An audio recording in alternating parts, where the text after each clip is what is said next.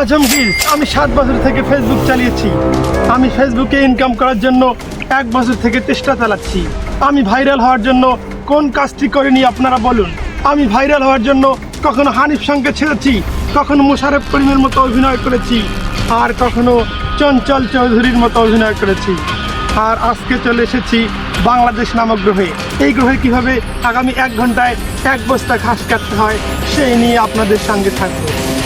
বন্ধুরা, আমাকে 1 ঘন্টায় ঘাস কাটার জন্য আমাকে কিছু জিনিস জোগাড় করতে হয়েছে, একটা বস্তা এবং একটা কাঁচি। কেননা এই গ্রহে ঘাসের খুব অভাব। ভাদ্র মাস পড়েছে, হাজার হাজার লোক ঘাস কাটছে, তাই আমাকে বস্তা আর কাঁচি নিতে হবে।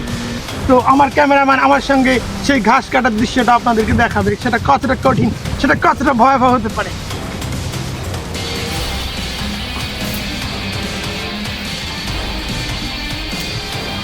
এটা বাংলাদেশের গ্রহ। এখানে হাজার হাজার গ্রাম রয়েছে। এখানে ঘাস কাটতে না পারলে আপনাকে মানুষ ব্যর্থ বলবে, আর বাড়ি থেকেও গালিগালাজ করবে। তাই আমি ঘাস কাটার জন্য বস্তার কাঁচি নিয়েছি। আমাকে অনেকগুলো আল্লি পাড়ি দিয়ে সেখানে ঘাস কাটতে হবে। আর আমার ক্যামেরাম্যান আমার সঙ্গে রয়েছে। আমি কথা বলতে বলতে হাঁপিয়ে যাচ্ছি। তবু আমাকে চালিয়ে যেতে হবে। আমার কাজ বন্ধ করলে আমি কখনোই ভাইরাল হতে পারি না। আমি হাঁটতে হাঁটতে একটা বাংলাদেশ নামের অদ্ভুত জায়গায় রয়েছি। এখানে মানুষ শাকসবজি আবাদ করেছে। প্রাচীনকালে এখানে শাকসবজি আবাদ হতো। এই দেখুন প্রিয় দর্শক, এখানে শাকসবজি। আর এখানে আমি আর একটা অদ্ভুত জিনিস পেয়েছি, যেটাকে বাংলাদেশের মানুষ গোবর বলে থাকে। হ্যাঁ, এই দেখুন দর্শক, গোবর। এটা বাংলাদেশের মানুষ বিভিন্ন কাজে ব্যবহার করে, কৃষির কাজে এবং নানা কাজে ব্যবহার করে। এটা তামাক চাষে ব্যবহার হয় বলে আমি এই গ্রহের মানুষদের কাছ থেকে জানতে পেরেছি। আমি যতটুকু জানতে পেরেছি, এই গ্রহে সকাল 9টা বাজলে এই গ্রহের গ্রামগুলোতে মানুষ ধান খেতে ছাগল ছেড়ে দেয়, আর সেই ছাগলগুলোকে এখানকার কুকুরগুলো খাওয়ার জন্য প্রস্তুত থাকে। তাই আমাকে কুকুরগুলো থেকে সাবধান থাকতে হবে। তাই কুকুর থেকে সাবধান থাকার জন্য একটা কাঁচি ব্যবহার করেছি। এই কাঁচি দিয়ে কুকুরগুলোকে আমি একটু তাড়ানোর চেষ্টা করব। আর আমাকে সাবধান থাকতে হবে, বেঁচে ফিরতে হবে। ঘাস নিয়ে বেঁচে না ফিরলে কিন্তু বাসায় আমার গালিগালাজ হতে পারে। বন্ধুরা, আমি প্রায় 5 থেকে 6টি আল্লি খুঁজে দেখেছি, কিন্তু এই গ্রহের এই কর্নারে কিন্তু আমি কোনো ঘাস দেখতে পাচ্ছি না। তাই আমাকে অন্য একটি আল্লিতে যেতে হবে। তাই আমাকে অনেক খুঁজেখুঁজি করতে হবে, কেননা এটা আমার জন্য একটা চ্যালেঞ্জ। আমার বাসা থেকে চ্যালেঞ্জ দিয়েছে, তোমাকে 1 বস্তা ঘাস অবশ্যই আনতে হবে। তো চলুন, আমি অন্য গ্রহে নয়, এই গ্রহের আরেকটা আল্লিতে যাব। আমার পেছনে পেছনে আসুন। হ্যাঁ দর্শক, আমি হাঁটতে হাঁটতে ভেজিটেবল অঞ্চলে চলে এসেছি। এখানে একটা মাচা দেখতে পাচ্ছি। আদিম জনগোষ্ঠী এটাকে মাচা বলে। আর এখানে মাচার ভিতরে নেট দিয়ে একটা লাউয়ের গাছ লাগানো হয়েছে, আর সিমের গাছ লাগানো হয়েছে।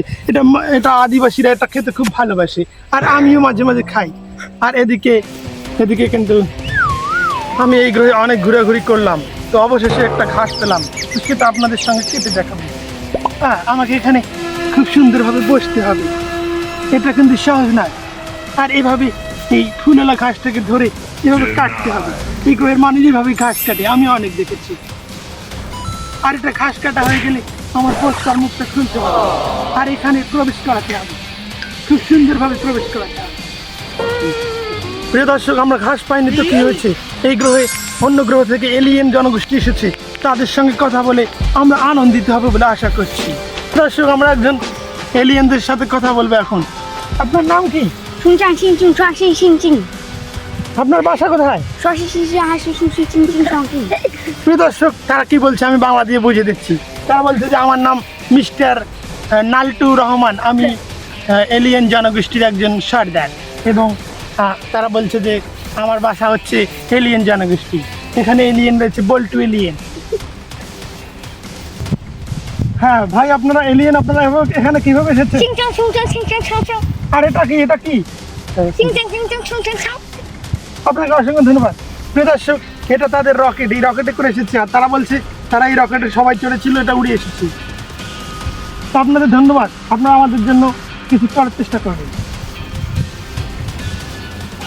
প্রিয় দর্শক, আমি এলিয়েনদের বিদায় দিয়ে আরো কিছু খোঁজার চেষ্টা করব। প্রিয় দর্শক, আমার ঘাস কাটতে কাটতে আমি ক্লান্ত হয়ে পড়েছি।